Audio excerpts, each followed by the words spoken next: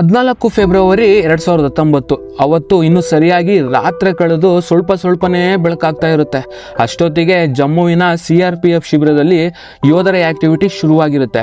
ಅಂದ್ರೆ ಕ್ಯಾಂಪ್ ಒಳಗಡೆ CRPF ಯೋಧರು ಪಟಪಟನೆ ಓಡಾಡ್ತಾ ಇರ್ತಾರೆ. ಯಾಕಂದ್ರೆ ರಜಾ ಕಳೆದ ನಂತರ ತಮ್ಮ ಮನೆಗಳಿಂದ ವಾಪಸ್ ಬಂದಿರತಕ್ಕಂಥ ಎಲ್ಲಾ ಯೋಧರು ಕೆಲವೇ ಕ್ಷಣಗಳಲ್ಲಿ ಅವರು ಜಮ್ಮುವಿನ CRPF ಕ್ಯಾಂಪ್ ಬಿಟ್ಟು ಶ್ರೀನಗರದ ಟ್ರಾನ್ಸಿಟ್ ಕ್ಯಾಂಪ್ ಕಡೆ ಹೋಗ್ಬೇಕಾಗಿರುತ್ತೆ. ಸಾಮಾನ್ಯವಾಗಿ ಈ ಎಲ್ಲ ಯೋಧರು 5 ರಿಂದ 6 ದಿನಗಳ ಹಿಂದೆನೇ ಹೋಗ್ಬೇಕಾಗಿರುತ್ತೆ ಶ್ರೀನಗರದ ಕಡೆ. ಆದರೆ ಈ ಸರಿ ಹಿಂದಿನ ವರ್ಷಕ್ಕಿಂತ ಈ ವರ್ಷ ಜಾಸ್ತಿ ಸ್ನೋಫಾಲ್ ಆಗಿರುವ ಕಾರಣ ಆ ದಿನ ಹೋಗೋಕ್ಕಾಗಿರಲ್ಲ. ಸೊ ಹಾಗಾಗಿ ಫೆಬ್ರವರಿ 14ರಂದು ಹೊರಟಿರ್ತಾರೆ. ಆದರೆ ಅವತ್ತು ಜಮ್ಮುವಿನಲ್ಲಿ ಕ್ಲೈಮೇಟ್ ತುಂಬ ಕೆಟ್ಟದಾಗಿರುತ್ತೆ. ಆಕಾಶದಲ್ಲಿ ಫುಲ್ಲು ಮೋಡ ಮುಚ್ಕೊಂಡಿರುತ್ತೆ, ಮತ್ತೆ ಸ್ಲೋ ಆಗಿ ತಣ್ಣನೆ ಗಾಳಿ ಬೀಸ್ತಾ ಇರುತ್ತೆ. ಒಟ್ಟಾಗಿ ವೆದರ್ ತುಂಬ ಕೂಲ್ ಆಗಿರುತ್ತೆ. ಈ ಕೂಲ್ ವೆದರ್ ಅಲ್ಲಿ ಇಡೀ ಜಗತ್ತು ವ್ಯಾಲೆಂಟೈನ್ಸ್ ಡೇನ ಸೆಲೆಬ್ರೇಟ್ ಮಾಡ್ತಾ ಇರುತ್ತೆ. ಅವತ್ತು ಬೆಳಗಿನ ಜಾವ ಸರಿಯಾಗಿ 3:30 ಯೋಧರ ಕಾನ್ವೆ ಜಮ್ಮುವಿನಿಂದ ಶ್ರೀನಗರ ಕಡೆ ಹೊರಡುತ್ತೆ. ಅವತ್ತಿನ ದಿನ CRPF ಕಾನ್ವೆ ಬೇರೆ ದಿನಗಳಿಗಿಂತ ತುಂಬ ದೊಡ್ಡದಾಗಿರುತ್ತೆ. ಇದರಲ್ಲಿ ಶಸ್ತ್ರಸಜ್ಜಿತ ವಾಹನಗಳು, ಬಸ್ಗಳು ಮತ್ತೆ ಟ್ರಕ್ಗಳು ಸೇರಿ ತುಂಬಾ ದೊಡ್ಡ ಸಂಖ್ಯೆಯೇ ಇರುತ್ತೆ. ಕಾನ್ವೆ ಕಾಚಿಗುಂಡ್ ಎಂಬ ಪ್ಲೇಸ್ ಆದ ಹೋಗ್ಬೇಕಾಗಿರುತ್ತೆ. ಈ ಪ್ಲೇಸ್ನೇ ಯಾಕೆ ಮೆನ್ಷನ್ ಮಾಡ್ತಾ ಇದ್ದೀನಿ ಅಂದ್ರೆ, ಈ ಕಾಚಿಗುಂಡ್ ಕ್ರಾಸ್ ಮಾಡಿದ ತಕ್ಷಣನೇ ಉಗ್ರಗಾಮಿಗಳ ಪ್ರಭಾವಿತ ಪ್ರದೇಶವಾಗಿರುತ್ತೆ. ಸೊ ಈ ಎಲ್ಲ ವಿಷಯಗಳನ್ನು ಗಮನದಲ್ಲಿಟ್ಕೊಂಡು CRPF ಯೋಧರು ತುಂಬಾ ನಿಧಾನವಾಗಿ ಹೋಗ್ತಾ ಇರ್ತಾರೆ. ಮತ್ತು ಯಾವಾಗಲೂ CRPF ಪ್ರಯಾಣಿಸಬೇಕಾದ್ರೆ ಅವರ ಸೆಕ್ಯೂರಿಟಿಗೋಸ್ಕರ ROP ಅಂದ್ರೆ ರೋಡ್ ಓಪನಿಂಗ್ ಪಾರ್ಟಿ ಅನ್ನೋ ಸೆಕ್ಯೂರಿಟಿ ಹೆದ್ದಾರಿಯಲ್ಲೇ ನಿಯೋಜಿತವಾಗಿರುತ್ತೆ. ಸೊ ಈ ದಿನನೂ ಕೂಡ ROPಯ ಭದ್ರತಾ ಸಿಬ್ಬಂದಿ CRPF ವೆಹಿಕಲ್ಗಳಿಗೆ ಸೆಕ್ಯೂರಿಟಿಗೋಸ್ಕರ ರೋಡ್ ಮೇಲೆ ನಿಂತಿರ್ತಾರೆ. ಎಲ್ಲ ಆಫೀಸರ್ಸ್ ಅವರ ಡ್ಯೂಟಿನ ಮಾಡ್ತಾ ಇರ್ತಾರೆ. ನಂತರ ಈ CRPF ಕಾನ್ವೆ ಕೆಲವು ಗಂಟೆಗಳ ಆದ ತಕ್ಷಣನೇ ಕಾಚಿಗುಂಡ್ ತಲುಪುತ್ತೆ. ಅದರ ನಂತರನೇ ಸ್ವಲ್ಪ ವಿಶ್ರಾಂತಿಗಾಗಿ ಕಾನ್ವೆನ ನಿಲ್ಲಿಸುತ್ತೆ. ವಿಶ್ರಾಂತಿಗೋಸ್ಕರ ಕಾನ್ವೆ ನಿಲ್ಲಿಸಿದ ತಕ್ಷಣ ಎಲ್ಲ ಯೋಧರು ಅವರ ವೆಹಿಕಲ್ ಬಿಟ್ಟು ಇಳಿದು ಹೋಗ್ತಾರೆ. ನಂತರ 5ನೇ ಬಸ್ನಲ್ಲಿ ಕುಳಿತಿದ್ದ ಕಾನ್ಸ್ಟೇಬಲ್ ವಾಸುದೇವ್ ಕೂಡ ವಿಶ್ರಾಂತಿಗಾಗಿ ಬಸ್ಸಿಂದ ಕೆಳಗಿಳಿತಾರೆ. ನಂತರ ಇವರು ಬ್ರೇಕ್ ಮುಗಿಸ್ಕೊಂಡು ವಾಪಸ್ ಬರೋಷ್ಟರಲ್ಲಿ ಟೈಮ್ ಆಗಿರುತ್ತೆ ಆಲ್ರೆಡಿ. ಸೊ ಹಾಗಾಗಿ ಕಾನ್ವೆ ಬಸ್ ನಂಬರ್ 5 ಮೂವ್ ಆಗ್ತಾ ಇರುತ್ತೆ. ಸೊ ಇವರು ಕೊನೆ ಬಸ್ನಲ್ಲಿ ಹತ್ಕೊಳ್ತಾರೆ. ಆದರೆ ಅವತ್ತು ಅವರ ಲಕ್ ತುಂಬಾ ಚೆನ್ನಾಗಿರುತ್ತೆ. ಯಾಕೆ ಅಂತ ನಿಮ್ಗೆ ಮುಂದೆ ಹೇಳ್ತೀನಿ ಇದನ್ನ. ಮತ್ತೆ ಕಾನ್ವೆ ಶ್ರೀನಗರದತ್ತ ಹೊರಡುತ್ತೆ. ಆ ಬಸ್ನಲ್ಲಿ ಕುಳಿತಿದ್ದ ಅನೇಕ ಯೋಧರು ತಮ್ಮ ಮನೆಯವರನ್ನ ಬಿಟ್ಟು ಡ್ಯೂಟಿಗೆ ಬಂದಿರ್ತಾರೆ. ಕೆಲವರು ತಮ್ಮ ಪ್ರೇಯಸಿಯರ ನೆನಪಲ್ಲೇ ಇರ್ತಾರೆ ಮತ್ತು ಕೆಲವರು ಅವರ ಪತ್ನಿ ಮತ್ತು ಮಕ್ಕಳೊಂದಿಗೆ ಫೋನ್ ನಲ್ಲಿ ಮಾತಾಡ್ತಾ ಇರ್ತಾರೆ. ಮತ್ತೆ ಬಸ್ ನಂಬರ್ 5ರಲ್ಲಿದ್ದ CRPF ಕಾನ್ಸ್ಟೇಬಲ್ H ಗುರು ಅವರಿಗೆ ತಮ್ಮ ಪತ್ನಿ ಕಲಾವತಿ ಅವ್ರ ಬಗ್ಗೆ ನೆನಪಾಗುತ್ತೆ. ಯಾಕಂದ್ರೆ ಅವರು ಮದುವೆಯಾಗಿ ಕೇವಲ 6 ತಿಂಗಳಾಗಿರುತ್ತೆ ಅಷ್ಟೇ. ಸೊ ಹೊಸದಾಗಿ ಮದುವೆಯಾದ ದಂಪತಿಗಳು ಫೋನ್ ನಲ್ಲಿ ಮಾತಾಡಬೇಕು ಅಂತ H ಗುರು ಅವರು ವೈಫ್ ಕಲಾವತಿ ಅವ್ರಿಗೆ ಕಾಲ್ ಮಾಡ್ತಾರೆ. ಅವರು ಬ್ಯುಸಿ ಇದ್ದ ಕಾರಣ ಕಾಲ್ ರಿಸೀವ್ ಮಾಡಲ್ಲ. ನಂತರ ಅದೇ ಬಸ್ಸಲ್ಲಿದ್ದ ಕಾನ್ಸ್ಟೇಬಲ್ ಪ್ರದೀಪ್ ಕುಮಾರ್ ಮತ್ತೆ ಹೆಡ್ ಕಾನ್ಸ್ಟೇಬಲ್ ಸುಖೇಂದರ್ ಸಿಂಗ್ ಕೂಡ ತಮ್ಮ ಪತ್ನಿಯರೊಂದಿಗೆ ಫೋನ್ ನಲ್ಲಿ ಮಾತಾಡ್ತಾ ಇರ್ತಾರೆ. ಸುಖೇಂದರ್ ಸಿಂಗ್ ಬಸ್ ನಲ್ಲಿದ್ದ ಯೋಧರ ಮೋಜು ಮಸ್ತಿ ಮಾಡುವ ದೃಶ್ಯಗಳನ್ನು ಸಣ್ಣದಾಗಿ ವಿಡಿಯೋ ಮಾಡಿಕೊಂಡು ಅವರ ಪತ್ನಿ ಸರಾ ಬಜೀತ್ಕರ್ಗೆ ಕಳಿಸಿರ್ತಾರೆ. 1 ವರ್ಷದ ಹಿಂದೆಯೇ ಅವರು ತಂದೆ ಆಗಿರ್ತಾರೆ ಮತ್ತು ಕೆಲವು ದಿನಗಳಿಂದಷ್ಟೇ ತಮ್ಮ ಮನೆಯಲ್ಲಿ ಅವರ ಪತ್ನಿ ಮತ್ತು ಮಗು ಜೊತೆಗೆ ಲೋಯ್ರೆ ಹಬ್ಬ ಸೆಲೆಬ್ರೇಟ್ ಮಾಡಿಕೊಂಡು ಮತ್ತೆ ವಾಪಸ್ ಕ್ಯಾಂಪ್ಗೆ ಬಂದಿರ್ತಾರೆ. ಆದ್ರೆ ಇಲ್ಲಿ ಯಾರಿಗೂ ಅಂದಾಜಿರಲ್ಲ ಆ ಮಾತುಗಳೆಲ್ಲ ಅವರ ಕೊನೆಯ ಮಾತಾಗಿರ್ತವೆ, ಕೊನೆಯ ವಿಡಿಯೋ ಆಗಿರುತ್ತೆ ಮತ್ತೆ ಕೊನೆಯ ಕರೆ ಆಗಿರುತ್ತೆ ಅಂತ. ಒಂದು ಕಡೆ CRPF ಯೋಧರು ತಮ್ಮ ಕಾನ್ವೆಗೆ ಮುಂದೆ ಎದುರಾಗಬಹುದಾದ ಅಪಾಯಗಳ ಅರಿವಿಲ್ಲದೆ ವೇಗವಾಗಿ ಮುಂದೆ ಹೋಗ್ತಾ ಇರ್ತಾರೆ. ಆದರೆ ಮುಂದೆ ಕೆಲವೇ ಕಿಲೋಮೀಟರ್ಸ್ ದೂರದಲ್ಲಿ ತಮ್ಮ ಭಯಾನಕ ಪ್ಲಾನ್ಸ್ ಒಂದಿಗೆ ಇಬ್ಬರು ಉಗ್ರರು ಈ CRPF ಕಾನ್ವೆಗೋಸ್ಕರ ಹೊಂಚಾಕೊಂಡು ಕಾಯ್ತಾ ಇರ್ತಾರೆ. ಅವರೇ ಶಾಕಿರ್ ಬಶೀರ್ ಮತ್ತೆ ಆದಿಲ್ ಅಹಮದ್. ಮೇನ್ ಆಗಿ ಇವರಿಬ್ಬರಿಗೆ ಪಾಕಿಸ್ತಾನದಲ್ಲಿರುವ ಅವರ ಹಾಕಾಗಳಿಂದ ಕಾಶ್ಮೀರವನ್ನು ತಲ್ಲಣಗೊಳಿಸಲು ಜವಾಬ್ದಾರಿ ಕೊಟ್ಟಿರ್ತಾರೆ. 14 ಫೆಬ್ರವರಿಯ ಬೆಳಗ್ಗೆ ಶಾಕಿರ್ ಬಶೀರ್ಗೆ ಮುಂಚೆ ಗೊತ್ತಾಗಿರುತ್ತೆ ಮಧ್ಯಾಹ್ನ NH44 ಹೈವೇ ಅಲ್ಲಿ CRPF ಯೋಧರ ದೊಡ್ಡ ಕಾನ್ವೆ ಬರ್ತಾ ಇರುತ್ತೆ ಅಂತ.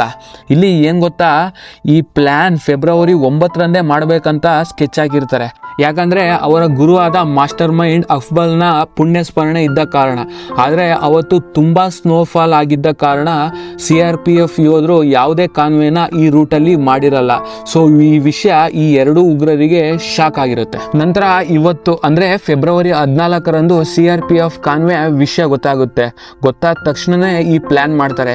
ಈ ಉಗ್ರಗಾಮಿ ಶಾಕಿರ್ ಬಶೀರ್ ಅವನ ಮನೆಯಿಂದ ಮೇನ್ ರೋಡ್ಗೆ ಹೋಗ್ಲು 3 ದಾರಿ ಇರುತ್ತೆ. ಅದರಲ್ಲಿ 2 ದಾರಿಯಲ್ಲಿ ಪೊಲೀಸ್ ಚೆಕ್ ಪೋಸ್ಟ್ ಇರುತ್ತೆ, ಇನ್ನೊಂದು ರೋಡ್ನಲ್ಲಿ ತುಂಬಾ ಗಲೀಜಾಗಿರುತ್ತೆ ಮತ್ತೆ ಸ್ಲಮ್ ರೋಡ್ ಆಗಿರುತ್ತೆ. ಆದ್ರಿಂದ ಅಲ್ಲಿ ಯಾವುದೇ ಚೆಕ್ ಪೋಸ್ಟ್ ಇರಲ್ಲ.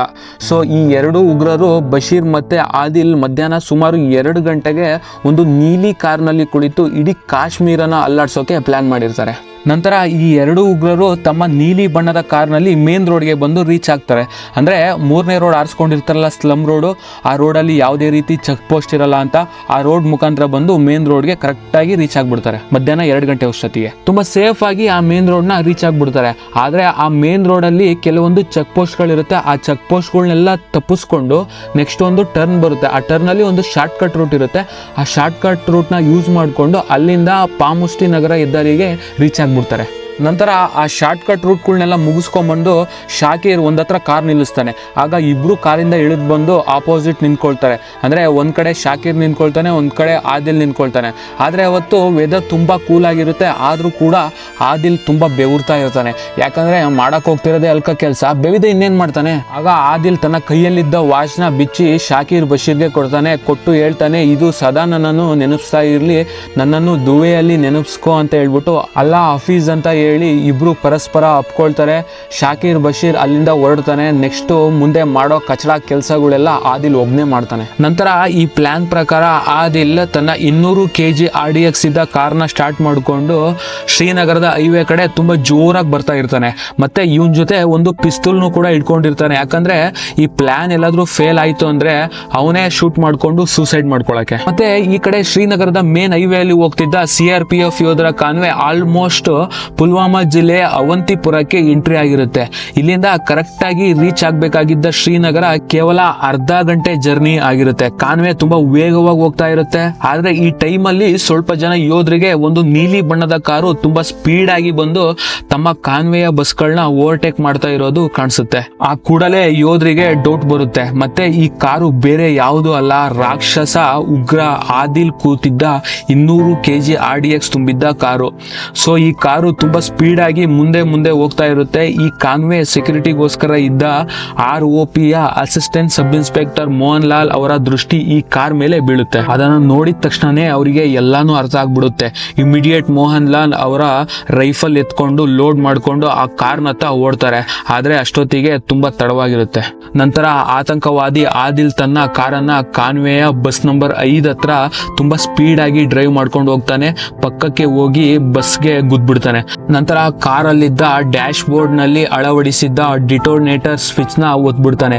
ಒತ್ತಿದ ತಕ್ಷಣನೇ ಕಾರಲ್ಲಿದ್ದ 200 kg RDX ಆ ಬ್ಲಾಸ್ಟ್ ಆಗಿ ನೆಕ್ಸ್ಟ್ 10 ಮಿನಿಟ್ಸ್ಗೆ ಅಲ್ಲಿ ಯಾರಿಗೆ ಏನಾಯ್ತು ಅಂತ ಯಾರಿಗೂ ಗೊತ್ತಾಗಲ್ಲ.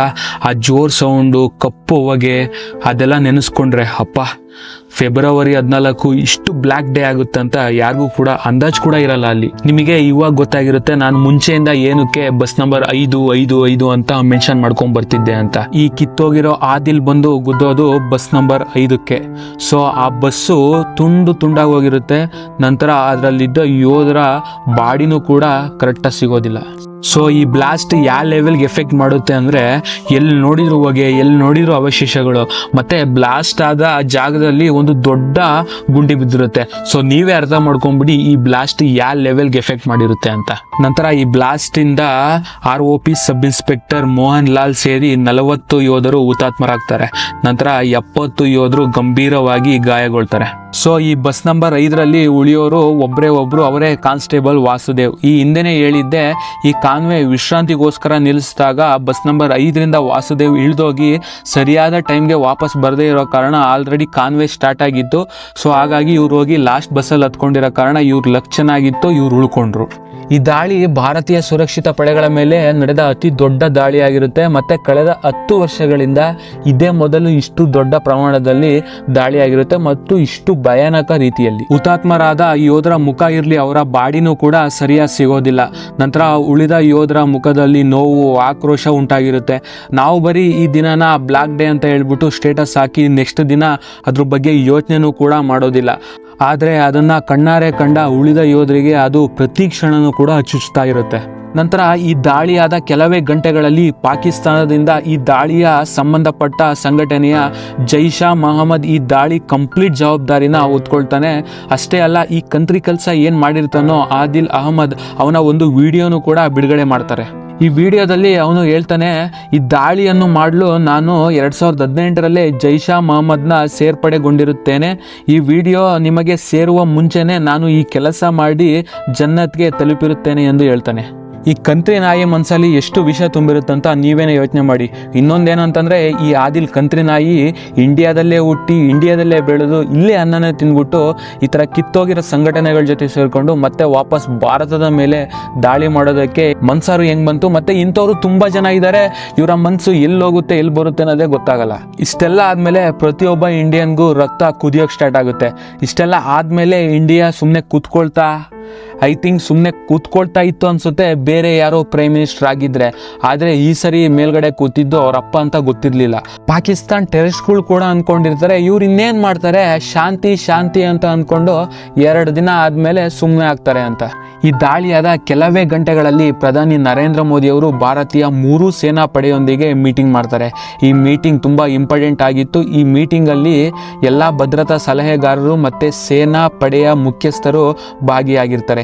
ಈ ಮೀಟಿಂಗಲ್ಲಿ ಡಿಸ್ಕಸ್ ಮಾಡಿದ್ದು ಬೇರೆ ಯಾವ ವಿಷಯನೂ ಅಲ್ಲ, ಅದೇ ಪಾಕಿಸ್ತಾನದ ಮೇಲೆ ಮಾಡಿದ ಏರ್ ಸ್ಟ್ರೈಕ್. ಈ ಮೀಟಿಂಗಲ್ಲಿ PM ಮೋದಿ ಕ್ಲಿಯರ್ ಆಗಿ ಹೇಳಿರ್ತಾರೆ, ನಮ್ಮ ಟಾರ್ಗೆಟ್ ಪಾಕಿಸ್ತಾನದ ಮಿಲಿಟರಿ ಬೇಸ್ ಅಲ್ಲ, ಬದಲಿಗೆ ಟೆರರಿಸ್ಟ್ಗಳ ಕ್ಯಾಂಪ್ ಮೇಲೆ ಅಂತ.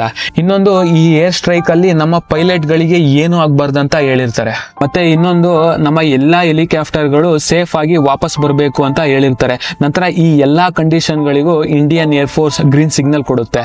ನೆಕ್ಸ್ಟ್ 10 ಡೇಸ್ ಕಂಪ್ಲೀಟ್ ಪ್ಲಾನಿಂಗ್ ಆಗುತ್ತೆ. ಎಲ್ಲಿಂದ ಪಾಕಿಸ್ತಾನ ಒಳಗಡೆ ನುಗ್ಗಬೇಕು, ಯಾವ ತರ ಅಟ್ಯಾಕ್ ಮಾಡಬೇಕು ಅಂತ. ಇಲ್ಲಿ ಇಂಡಿಯಾ 2 ತರ ಐಡಿಯಾ ಮಾಡುತ್ತೆ. ಒಂದು, ಫಸ್ಟ್ಗೆ ನೇವಿ ಫೋರ್ಸ್ ಇಂದ ಅಟ್ಯಾಕ್ ಮಾಡೋ ತರ, ಮತ್ತೆ ಇನ್ನೊಂದು ಇಂಡಿಯಾ ಪಾಕಿಸ್ತಾನ್ ಬಾರ್ಡರ್ ಅಲ್ಲಿ ಶೆಲ್ಲಿಂಗ್ ಸ್ಟಾರ್ಟ್ ಆಗುತ್ತೆ.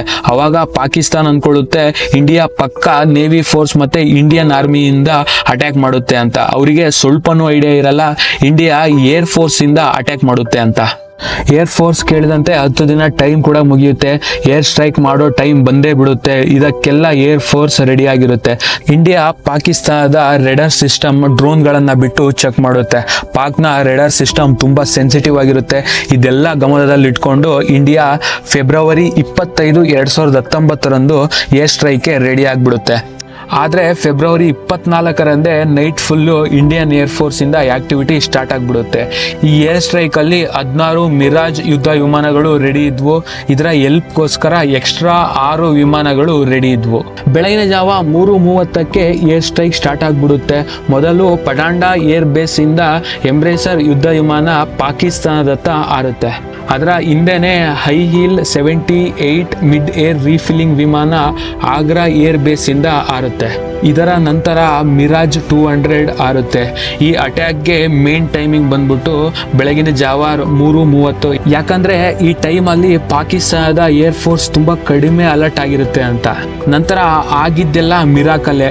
ಇಂಡಿಯನ್ ಏರ್ ಫೋರ್ಸ್ ತುಂಬ ಅಚ್ಚುಕಟ್ಟಾಗಿ ಅವರ ಮಿಷನ್ ಬಾಲಾಕೋಟ್ನ ಆಲ್ಫಾ 3 ಕಂಟ್ರೋಲ್ ಸೆಂಟರ್ನ ಗುರುತು ಸಿಗದೆ ಇರೋ ಥರ ಹೊಡೆದಾಕುತ್ತೆ. ಅಲ್ಲಿರೋ 300ಕ್ಕೂ ಹೆಚ್ಚು ಟೆರರಿಸ್ಟ್ನ ನಿದ್ದೆಯಿಂದಲೇ ಡೈರೆಕ್ಟ್ ಸ್ಮಶಾನಕ್ಕೆ ಕಳಿಸುತ್ತೆ. ನಂತರ ಫೆಬ್ರವರಿ 26 ಆಗುತ್ತೆ. ಭಾರತದ ಪಾಲಿಗೆ ತುಂಬ ಗೌರವವಾದ ದಿನ. ಇದು ಯಾವ ಥರ ಅಂದರೆ, ನಿಮ್ಮ ಸುದ್ದಿಗೆ ನಾವು ಬರಲ್ಲ, ನೀವು ಏನಾದರೂ ಬಂದರೆ ನಿಮಗೆ ಗುರುತು ಕೂಡ ಸಿಗಲ್ಲ, ಹಾಗೆ ಹೊಡೆದಾಕ್ತೀವಿ ಅನ್ನೋ ಥರ ಇತ್ತು. ಇಂಡಿಯಾ ಇವಾಗ ತುಂಬ ಬದಲಾಗಿದೆ. ಯಾವ ಲೆವೆಲ್ಗೆ ಅಂದರೆ, ನೀನು ಅಂದರೆ ನಿಮ್ಮಪ್ಪ ಅನ್ನೋ ಥರ. ಮತ್ತೆ ಸಿಗ್ತೀನಿ. ನಮಸ್ತೆ, ಥ್ಯಾಂಕ್ ಯು, ಜೈ.